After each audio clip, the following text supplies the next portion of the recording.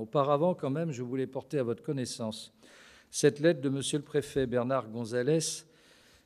qui m'écrit en indiquant « Monsieur le maire, vous avez appelé mon attention sur les actions méritoires de 45 policiers municipaux et agents du centre technique municipal de la commune de Villeneuve-Loubet qui ont fait montre d'un engagement exemplaire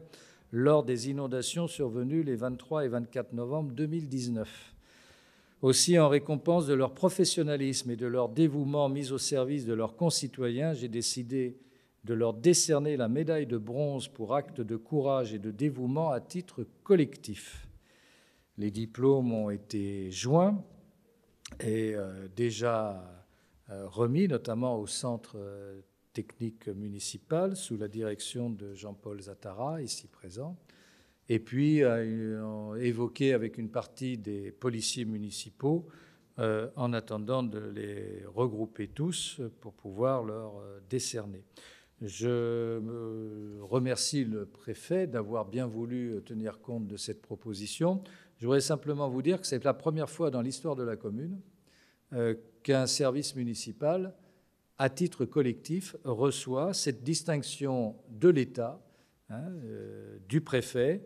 qui n'est pas une médaille en chocolat, qui est la médaille de bronze pour acte de courage et de dévouement. Et on se rappellera qu'effectivement, lors des intempéries du mois de novembre, tant dans la soirée épouvantable que nous avons vécue, que le lendemain et les jours qui ont suivi aussi pour aider les gens dans la difficulté, je pense qu'effectivement, et nos policiers municipaux qui étaient de service cette soirée